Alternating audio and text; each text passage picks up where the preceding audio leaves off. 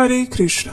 दुर्गा देवी आदि शक्ति है, जगदम्बा है। संपूर्ण ब्रह्मांड की शक्ति बनकर वो समस्त जीवों का पालन पोषण करती हैं। और ऐसी माँ दुर्गा की आराधना करने का समय यानी नवरात्रि का सुंदर और पावन समय, ये ऐसी शुभ घड़ी होती है जिसमें देवी भगवती को विशेष रूप से पूजन अर्चन द्वारा प्रसन्न किया जाता है। विशेष तपस्या द्वारा उपवास का पालन करके उनकी विशेष कृपा प्राप्त की जाती है। और इसी मंगलमय घड़ी में इस समय हम श्रवण कर रहे हैं दुर्गा सप्तशती पाठ का।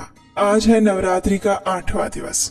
तो आइए आज के दिन हम दुर्गा सप्तशती पाठ के अगले अध्याय की ओर आगे बढ़ते हैं। हमारी इस कथा यात्रा को पूर्णाहुति की ओर आगे ले जाते हुए आइए आज के दुर्गा सप्तशती पाठ आरंभ करते हैं। देवताओं ने कहा, हे देवी आपको नमस्कार है। महादेवी शिवा को सर्वदा नमस्कार है। प्रकृति और भद्रा को हम प्रणाम करते हैं। हम नियम पूर्वक देवी जगदम्बा को नमस्कार करते हैं। रौद्रा को नमस्कार करते हैं। नित्या, गौरी और धात्री को बारंबार नमस्कार करते हैं। ज्योत्सनामयी, चंद्र रूपिणी और सुख स्वरूपा देवी को सदैव प्रणाम है। शरणागतों का कल्याण करने वाली वृद्धि और सिद्धि रूपा देवी को हम बारंबार नमस्कार करते हैं। नैऋति यानी राक्षसों की लक्ष्मी, राजाओं की लक्ष्मी यानी राजलक्ष्मी और शर्वाणी यानी शिव पत्नी, इन सभी के स्वरूप भूता आप जगदम्बा को बारंबार प्रणाम है। दुर्गा, दुर्गापरा, सारा, सर्वकारिणी, ख्याति, कृष्णा, धूम्रा देवी को हम सदैव नमस्कार करते हैं। अत्यंत सौम्य और अत्यंत रौद्र रूपा देवी को हम नमस्कार करते हैं। उन्हें हमारा बारंबार प्रणाम है। जगत की आधारभूता कृति देवी को बारंबार नमस्कार है। जो देवी सभी प्राणियों में विष्णु माया के नाम से कही जाती है, उनको हम बार बार नमस्कार करते हैं। जो देवी सभी प्राणियों में चेतना कहलाती है, उन्हें नमस्कार। जो देवी सभी प्राणियों में बुद्धि रूप से विराजमान है, उनको नमस्कार। जो देवी सभी प्राणियों में निद्रा रूप से स्थित है, उनको नमस्कार। जो देवी सभी प्राणियों में क्षुधा रूप से स्थित है, उनको नमस्कार। जो देवी सभी प्राणियों में छाया रूप से विराजमान है, उनको हम बारंबार नमस्कार करते हैं। जो देवी सभी प्राणियों में शक्ति रूप में स्थित है, जो देवी सभी प्राणियों में तृष्णा रूप से स्थित है, जो देवी सभी प्राणियों में शांति यानी क्षमा के रूप में विराजमान है, उनको हम बारंबार नमस्कार करते हैं।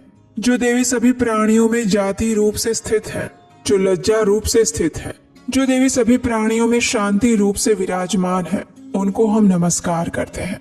जो देवी सभी प्राणियों में श्रद्धा रूप से, कांति रूप से, लक्ष्मी रूप से, वृत्ति रूप से और स्मृति रूप से विराजमान है, उनको हम बार बार नमस्कार करते हैं। जो देवी सभी प्राणियों में दया रूप से स्थित है, उनको हम नमस्कार करते हैं। जो सभी प्राणियों में तुष्टि रूप से, माता रूप से, भ्रांति रूप से, अधिष्ठात्री देवी के रूप में विराजमान है, उनको हम बारंबार नमस्कार करते हैं। जो जीवों के इंद्रिय वर्ग की अधिष्ठात्री देवी और सभी प्राणियों में सदा व्याप्त रहने वाली है, उन व्याप्ति देवी को बार बार नमस्कार करते हैं। जो देवी चैतन्य रूप से इस संपूर्ण जगत को व्याप्त करके स्थित रहती हैं, उनको हम बारंबार नमस्कार करते हैं। पूर्व काल में अपने अभिष्ट की प्राप्ति के लिए जिनकी स्तुति की गई थी और देवराज इंद्र ने बहुत दिनों तक जिनका सेवन किया, वो कल्याण की साधन भूता ईश्वरी हमारा कल्याण और मंगल करे और सारी आपत्तियों का नाश करे। उद्दंड दैत्यों से सताए हुए हम सभी देवता जिन परमेश्वरी को इस समय नमस्कार करते हैं और जो भक्ति से विनम्र पुरुषों द्वारा स्मरण की जाने पर तत्काल सभी आपत्तियों का नाश कर देती हैं, वे जगदम्बा हमारा संकट दूर करे। इस प्रकार दुर्गा सप्तशती अंतर्गत तंत्र उक्त देवी सूक्त समाप्त हुआ। आइए अब हम प्राधानिक रहस्य का श्रवण करते हैं। सप्तशती के इन तीनों रहस्यों के नारायण ऋषि हैं। अनुष्टुप छंद है, महाकाली, महालक्ष्मी और महासरस्वती देवता हैं। शास्त्रोक्त फल की प्राप्ति हेतु जप में इनका विनियोग किया जाता है। राजा ने कहा, हे भगवान, आपने चंडिका के अवतारों की कथा मुझसे कही। हे ब्रह्मन, अब इन अवतारों की प्रधान प्रकृति का वर्णन कीजिए। हे द्विजश्रेष्ठ, मैं आपके चरणों में पड़ा हूँ। मुझे देवी के जिस स्वरूप की और जिस विधि से आराधना करनी है, वो सब मुझे यथार्थ रूप से बताइए। ये सुनकर ऋषि ने कहा, हे राजन, ये रहस्य परम गोपनीय है। इसे किसी से भी कहने योग्य नहीं बताया गया, लेकिन तुम मेरे भक्त हो, इसलिए तुमसे ना कहने योग्य मेरे पास कुछ भी नहीं है। त्रिगुणमयी परमेश्वरी महालक्ष्मी ही सबका आदि कारण है। वे ही दृश्य और अदृश्य रूप से संपूर्ण विश्व को व्याप्त करके स्थित रहती हैं। हे राजन, वे अपनी 4 भुजाओं में मातुलुंग यानी बिजौरे का फल, गदा, खेट यानी ढाल और पान पात्र तथा मस्तक पर नाग, लिंग और योनि इन वस्तुओं को धारण करती हैं। तपाए हुए सुवर्ण के समान उनकी कांति है। तपाए हुए सुवर्ण के ही उनके आभूषण हैं। उन्होंने अपने तेज से इस शून्य जगत को परिपूर्ण कर दिया है। परमेश्वरी महालक्ष्मी ने इस संपूर्ण जगत को शून्य देखकर केवल तमोगुण रूप उपाधि के द्वारा एक अन्य उत्कृष्ट रूप धारण किया है। वो रूप एक नारी के रूप में प्रकट हुआ, जिसके शरीर की कांति निखरे हुए काजल की भांति काले रंग की थी। उसका श्रेष्ठ मुख दाढ़ों से सुशोभित था, नेत्र बड़े बड़े और कमर पतली थी। उसकी 4 भुजाएं ढाल, तलवार, प्याले और कटे हुए मस्तक से सुशोभित हो रही थी। वो वक्ष स्थल पर कबंध की और मस्तक पर मुंडों की माला धारण किए हुए थी। इस प्रकार प्रकट हुई स्त्रियों में श्रेष्ठ तामसी देवी ने महालक्ष्मी से कहा, हे माते, आपको नमस्कार है, मुझे मेरा नाम और कर्म बताइए। तब महालक्ष्मी ने स्त्रियों में श्रेष्ठ उस तामसी देवी से कहा, हे देवी, मैं तुम्हें नाम प्रदान करती हूँ और तुम्हारे जो जो कर्म है उसको भी बताती हूँ। ध्यान पूर्वक सुनो। महामाया, महाकाली, महामारी, क्षुधा, तृषा, निद्रा, तृष्णा, एक वीरा, काल रात्रि और दुरत्यया, ये तुम्हारे नाम हैं, जो कर्मों के द्वारा लोक में चरितार्थ होंगे। इन नामों के द्वारा तुम्हारे कर्मों को जानकर जो उनका पाठ करता है वह सुख भोगता है। हे राजन, महाकाली से इस प्रकार कहकर महालक्ष्मी ने अत्यंत शुद्ध सत्वगुण के द्वारा दूसरा रूप धारण किया, जो चंद्रमा के समान गौर वर्ण था। वो श्रेष्ठ नारी अपने हाथों में अक्षमाला, अंकुश, वीणा और पुस्तक धारण किए हुए थी। महालक्ष्मी ने उसे भी नाम प्रदान किए, महाविद्या, महावाणी, भारती, वाक, सरस्वती, आर्या, ब्राह्मी, कामधेनु, वेदगर्भा और धीश्वरी, ये तुम्हारे नाम होंगे। उसके बाद महालक्ष्मी ने महाकाली और महासरस्वती से कहा, हे देवियों, तुम दोनों अपने अपने गुणों के योग्य स्त्री पुरुष के जोड़े उत्पन्न करो। उन दोनों से इस प्रकार कहकर महालक्ष्मी ने पहले स्वयं ही स्त्री पुरुष का एक युगल जोड़ा उत्पन्न किया। वे दोनों ही हिरण्यगर्भ, सुंदर और कमल के आसन पर विराजमान थे। हिरण्यगर्भ यानी कि निर्मल ज्ञान से संपन्न। उनमें से एक स्त्री थी और दूसरा पुरुष।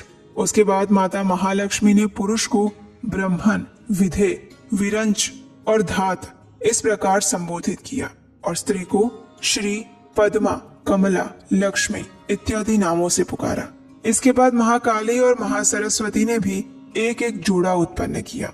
हे राजन, अब उनके भी रूप और नाम मैं तुम्हें बताता हूँ।